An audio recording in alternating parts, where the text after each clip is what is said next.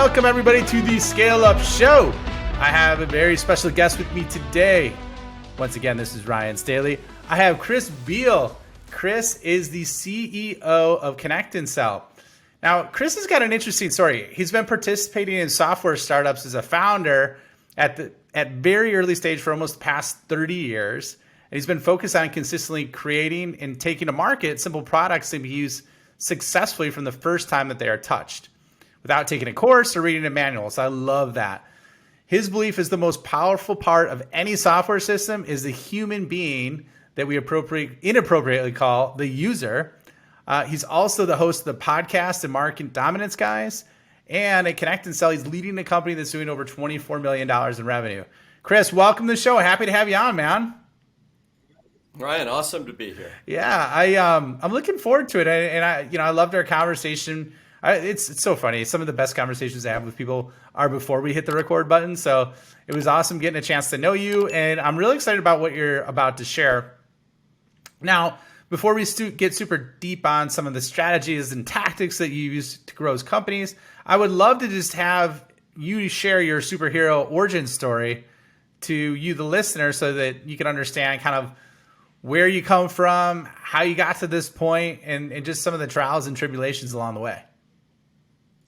Yeah, I'll try to keep it short. I'm very old, so it's a long story by nature. But we'll take the decades and shove them together pretty quick. So, yeah, I was just a kid raised out in the desert north of Scottsdale. No people around, lots and lots of books, lots of animals. And I think I learned how to sell by figuring out how to convince a horse, to let me put a bridle on it when I was all alone, 7 years old. How are you going to do that, right? That's a sales job. And actually, I'm pretty serious. Working with animals, you learn how to sell at a level that is universal. It's really about what we're all about, not just about what somebody's words are about, because you can't use words very well with them. But I ended up going the physics and math route, and I wanted to be a teacher. And I had my old high school physics teacher told me, you got to go be an entrepreneur. And that was a weird thing for her to say. I was about to take her job and she was going to retire. And so I said, nope, you got to go be an entrepreneur. I had no idea what that meant. I'd go start companies. But I had actually had some companies doing some stuff. I just hadn't thought they were very real. Right? It's like that wasn't my career. And so I went into tech, software. Willie Sutton said he robbed banks because that's where the money is, and that's why I went into tech. I had a wife and a young child on the way and needed to make a buck, and so I became a software developer. I was always pretty good at that stuff, but I was always dissatisfied. It's like I didn't like the way the sales reps sold anything I built. I just didn't. It just bugged me. It's like, are you kidding me? Just ask for the deal. I know I've been a Fuller brush man. I used to sell door to door. I did too and at one point. Yeah, I did too at one point. I'm a grizzled veteran from that perspective as well. It's a good background. Everybody I talk to who does big deals in sales tends to have sold door to door at some point in their life or some equivalent, which is interesting to me. So I was quite good at it. I didn't use any of the techniques I was taught. I made up my own. I visited everybody twice instead of once, and I never tried to sell to them on the first visit. I just offered to do some research into our catalog, and if I found something great for them, could I come back? And I think I learned a lot from that process, that sometimes, it's impatience that gets us in sales. So anyway, one thing leads to another. I'm building companies because I'm a very crappy employee, quite frankly. So it's easier to found a company than it is to work for somebody that you don't respect enough. I know that sounds horrible, but it's kind of how it is. And so, all that comes together, and a few decades later, started a bunch of companies. Some of them have been more interesting than others. They've all taught me something. And now here I am at Connect and Sell. I've been here for more than 10 years. Became CEO back in, I think, 2014. I just joined this company 5 minutes after meeting the CEO. I didn't intend to take a job. I wasn't looking for a job. I just met this guy, Sean McLaren, and I listened to what he had to say. 6:30 in the morning up at the Rosewood Hotel where all the VCs hang out. And I said, Sean, if this is real, right? And he says, yeah. It's like, you actually have reinvented the business telephone, so you can push a button and talk to somebody on your list with no effort in a few minutes. And he said, well, yeah. I said, I'm in. He goes like, well, what if I'm not hiring? And I said, it's a free country, Sean. I can work for whomever I want. And that's kind of how I came on board, right? I thought that was a pretty good close. And, one thing leads to another. And here we are 10 years later. Interesting company in that we provide something that people think is magic. And that makes it a little bit hard for them sometimes to try it because their reasoning is, I basically think of it this way. At the top of the funnel, everybody reasons like this. It's so hard to get people on the phone, let's do something else. That's really what they're doing. Or if we're going to get people on the phone, we're going to talk to one person an hour, one target an hour. So here we have this thing that lets you talk to, on average this year, our customers talk to 7.91 people per hour. Nice. That's a lot more than one, and they're all targets. So it's kind of like, then what? So it sounds like, oh, any idiot could sell that, but it's actually it's trickier to sell 10x than it is to sell 2x. I love that. So I mean, and it's funny. I think you came up. Yeah, I'm pretty positive. I had Justin Michael and Tony Hughes on for Tech Powered Sales with their book, and they mentioned, the benefits where you could have SDR or BDR basically compress, 3 months of work into a couple weeks because of leveraging a solution like yours. So I could definitely see the benefits. And you know what else I've seen as well with salespeople, and this isn't just salespeople, this is founders, this is leaders. I think because of the whole transition of how much people text, there's salespeople that don't pick up the damn phone anymore because there's so many other ways which they could do it. And at the end of the day, they're less effective in a lot of cases. What's your thoughts on that? Have you seen that as well? Yeah, there's some trending in that direction. It's kind of funny. Mostly it's just hard to get people on the phone. I mean, it takes 22.4 dials now on average to get somebody, and it's frustrating and it takes time. And if your inclination is to do something else, well, you're going to do something else because, who wants to sit there dialing a phone, ending up in voicemail over and over? And after a while, you realize those voicemails, nobody listens to them. They're just another form of spam. And if I'm going to leave spam, I may as well leave spam cheaply. I'll use email or I'll send invites on LinkedIn followed immediately by a pitch. That's the fad of 2021, which has now burned itself out, which is I'm going to send you a LinkedIn invite and then pitch you. Like, really? It's probably not going to be a great way to build trust. But, everybody tries everything. The skill is actually there. It's kind of funny how people's ability to talk didn't really go away. That's a conceit of older, I'll say, manager types who go, these kids, they don't know how to talk. It's like, trust me, dude, when you were young, you didn't either. Learning how to have professional conversations with people that are casual and meaningful, where you're comfortable, you're confident, where you can get to the point without being an asshole. All that kind of stuff, that's something we learn. We didn't learn it in high school. You're talking to your buddies and, we went from talking to people to texting people in high school. Trust me, our high school conversations were not the foundation for our future professional conversations.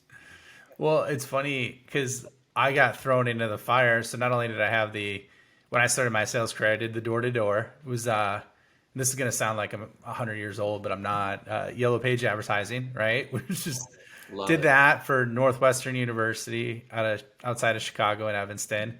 And then my first job, this is before like the whole BDR, SDR title.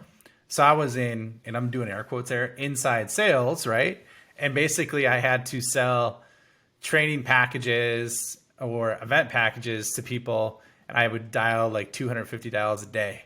And it was just smiling and dialing and then try and one call close them like a boiler room type sale. So yeah, I to your point, yeah, it's not fun to make 200 dials a day. I just thought that's what it was because it was my first job out of school. You know what I mean? But I remember too, like from a confidence perspective, even after that, you build up in your mind, you're trying to get a hold of someone for months and then that person finally picks up. So, I mean, I could see, sometimes confidence being an issue when you're working through that. So I'm sorry, I'm kind of rambling here. So let's go back. So you started the company about 10 years ago, you mentioned, about 10 years ago. I joined. I didn't Well, start. I'm sorry. That's what I I meant. joined. Join. And didn't you join on the product side to start, or? I did. I was VP of Okay. products. Yeah. Yeah. I mean, I'm an old software guy. People kind of feel comfortable with me coming in to rebuild big systems. There's some principles, but you want somebody with a track record. It's not like, hey, I'm a programmer. That's not what I did. I've spent a lot of my career building really, really big software systems, especially the kind with humans in the loop. I have this obsession with people, right? I studied lots of psychology. Last night I got to go over to a friend's house, and he's a professor of cognitive neuroscience. That's the kind of people I like to hang out with because they're getting into the real stuff, which is how do we work on the inside. And I just think it's amazing how technology and people can complement each other, but only if you really think about it carefully and design it Mm-hmm. carefully. It's not like that's why I don't like the idea of the user. Oh, they're the user. User rhymes with dumb user, right? They're the user, they're dumb. Our system's built by engineers, we're smart. I think that's bullshit. I just think that's bullshit. And it's common. Whereas if you think about it, humans, we go slow and we get bored. And computers go fast and don't get bored. That sounds like kind of we could work together. But let's not cross the boundary of going, and the machine's smarter than the person. The poor machine can never have context. And people are great at context and situational awareness, which is the essence of getting anything done. It's like, do this, do that, never is great. It's always, this is the situation. Choose one of these things and figure out Mm-hmm. by a little exploration whether you should do more of that. That's how we really work, and that's what machines don't do very well. So I love marrying people and machines, and in a and Connect and Sell was the best I've ever seen because it's got hundreds and hundreds of people inside of it navigating phone calls. So that's one cool marriage of people and machines. We have 600 people inside this system navigating phone calls right now as you and I are speaking. And all they're doing is the work you don't want to do as a salesperson. They're navigating IVR trees and dial by name directories. They're talking to the occasional gatekeeper and asking for a transfer. They're recognizing the difference between voicemail, greeting, and the actual person, but they don't talk to the person. So it's a very strict, we have the machine and then we have the people working as part of the machine, so to speak, as an enhanced set of functionality that can do really clever things like talk to a gatekeeper. And then we have the sales rep, and all they have to do is push a button, wait a little bit, and talk to somebody. So if you divide stuff up just right, sometimes you don't just get more, you get better. And the better I think that's interesting here is that when a sales rep doesn't have to wonder if they're going to talk to somebody. When you push that button, you don't know when you're going to talk. It could be a minute, 3 minutes, whatever, but you know that you're going to talk with somebody on your list, and it puts you in a different mindset. Yeah. You're in a different place. And it's from that place you can be effective in sales. Yeah, I can totally see that. I mean, that would totally reconstruct the kind of the view of the day, right? If you're going to talk to 8 people in an hour versus one. So let's talk about, so you mentioned you started being the CEO in 2014, right? Around there. Where were you at revenue wise at that point? Do you remember? It's kind of hard to reconstruct. Probably a little bit above 50% of where we are now. Okay.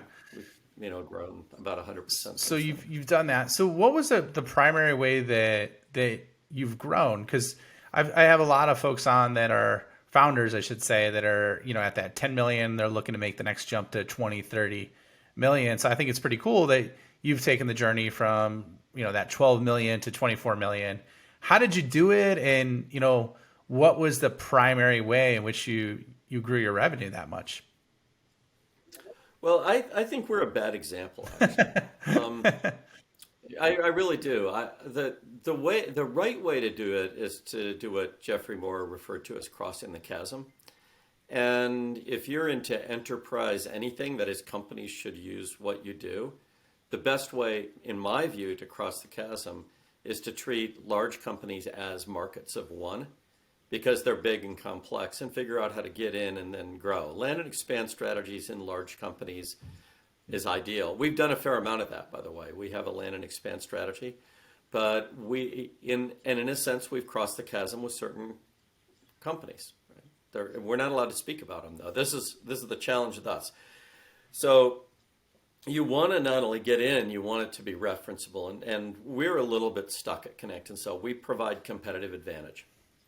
So founders love us because they can go figure out problem market fit, product market fit, and they can scale without hiring very many people. Wow, what a great combination, right? So that's great in that world. And they don't compete with each other very much because all these founders are in different businesses. And so those businesses aren't, because you're a founder of even of a tech company, that doesn't mean you compete with every other tech company. You only compete narrowly within whatever that space is that you're in. So that's a world that we do pretty well in. And I would say in that market, we're pretty referenceable.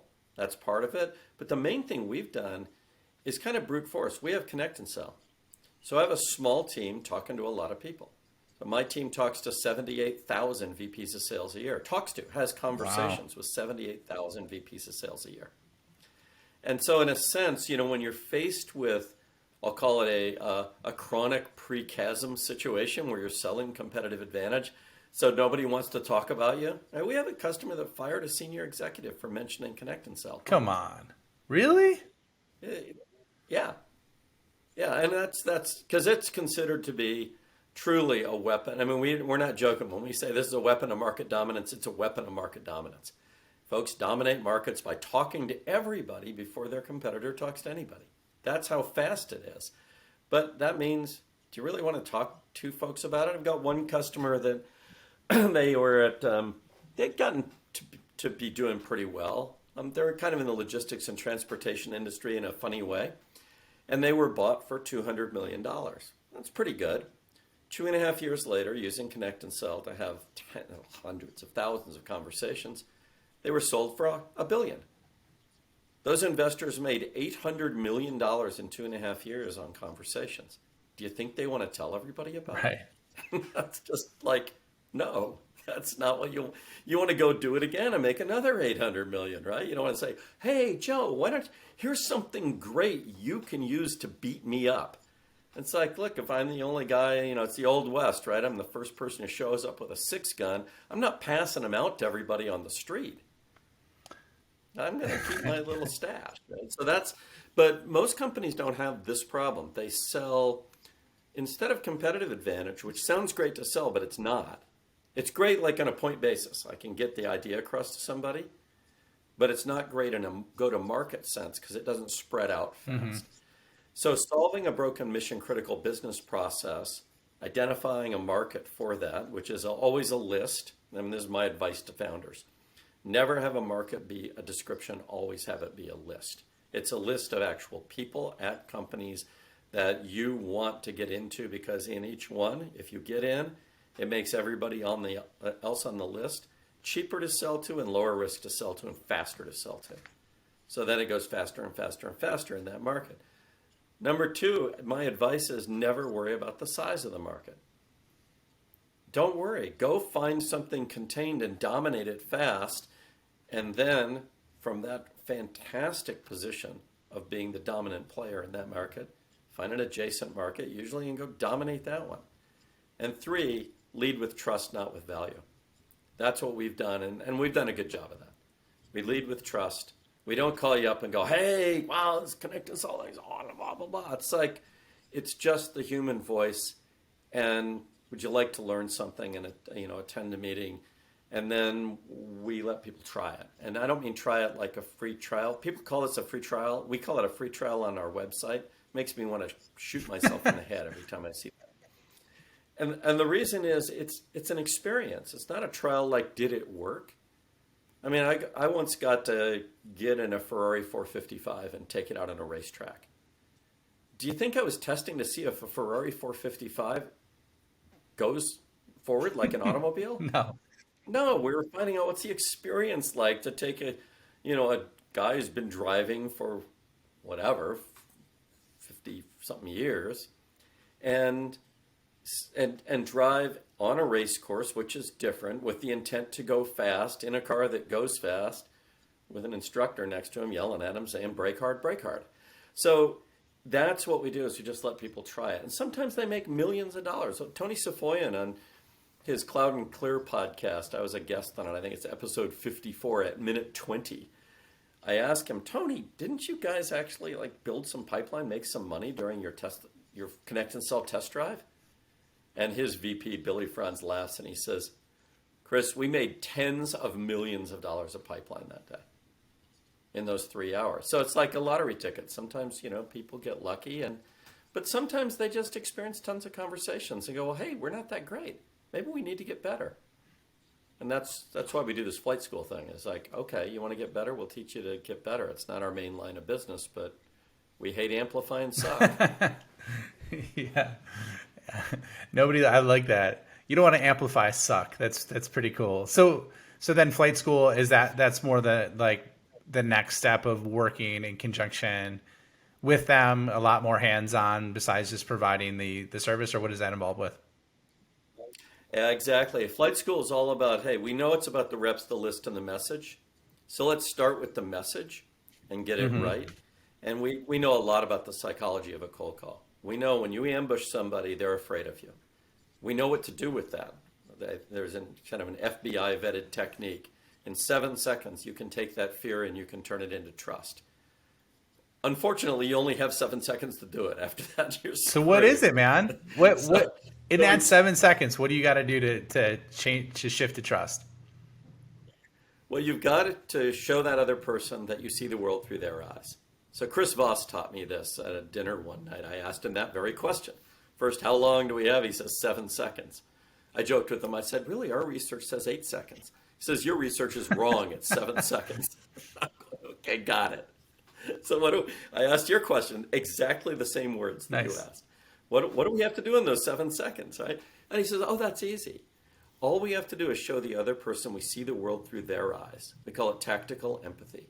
And then we need to demonstrate to them that we're competent to solve a problem they have right now. And I asked him, I said, well, isn't the problem they have right now me? I'm the problem. And he says, bingo. And that's actually the key to the cold call, is you're talking to somebody, you've ambushed them, you've scared them. Your emotions are not the issue. Their emotions are the issue. The hardest part about sales is it's not about you, it's always about them. Get over yourself, right? So your emotions, who cares? Their emotion is fear because you're an invisible stranger. Your fear is the fear of being the invisible stranger that they're afraid of, right? Not a good idea to go around making people afraid because they might react.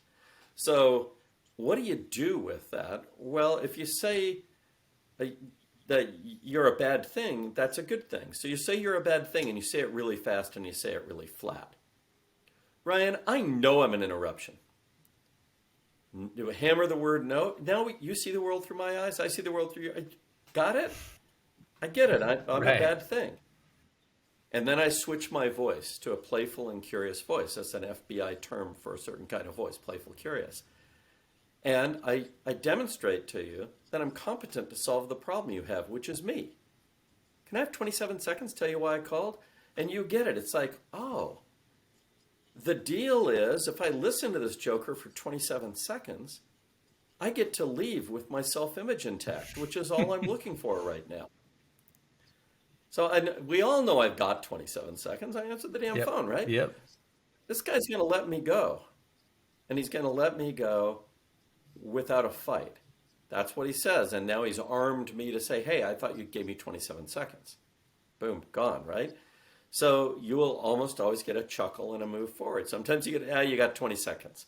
Who's going to say, no, I don't have 27 seconds, using up 4 of those seconds to say they don't have the 27 right when they answer the phone? No, I like that. That's sweet. That's cool.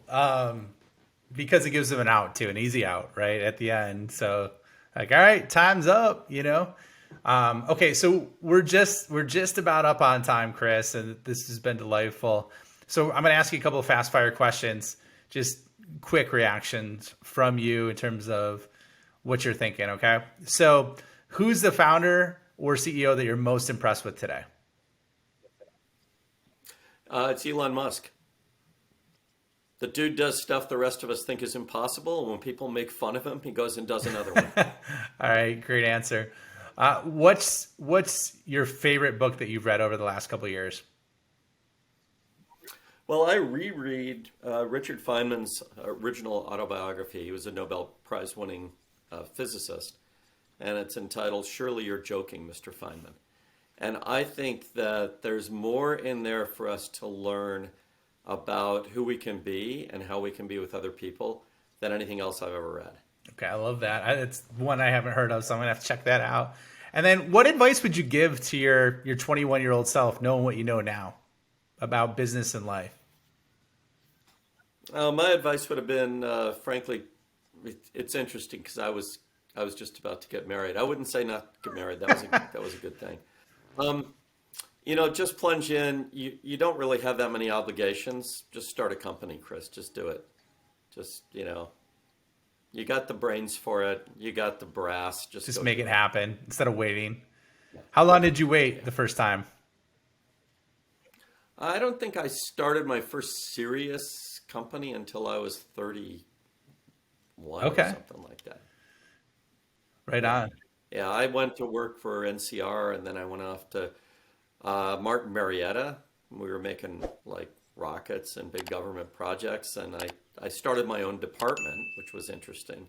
But it was not quite the same as starting your own company because it was kind of step by step. So I did my own department, and then I became the curriculum developer for Bell Labs for something new, and then I said screw it, and I jumped into a little company with another guy.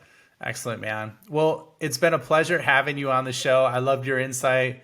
I love the dialogue at the end with the exact script. So I'm sure we'll make a clip specifically on that. Have some of that in the show notes. So, where can people find you? Where can they learn more about Connect and Sell? They want to check it out, or even look for it in deploying it in their company. Well, if somebody wants to try it, we do this free test drive. It's on our website. There's a little form you fill out. You'll probably get a free test drive, and who knows, maybe you make millions of bucks doing it. So, it's live fire. It's your list, your people. We do them big or we do them small. So I don't care. It's all fun. And so that's the best way to learn. The Market Dominance Guys podcast, I think, is the most interesting way to figure out what we're doing. I'd start toward the end where the great guests show up. So listening to people like Cheryl Turner and Henry Wojdala and Matt McCorkle over at Kaiser Compressors, it'll open your mind to the possibility of using human conversations to dominate markets. The more I've been doing this, the more I'm convinced that there's a lot of chaff out there. And if you want to learn from me, learn from the people that I'm working with. And that's these brilliant podcast guests. Excellent, man. Well, it's a pleasure having you on the show. We'll put that in the show notes as well. And I'll see you all on the next episode.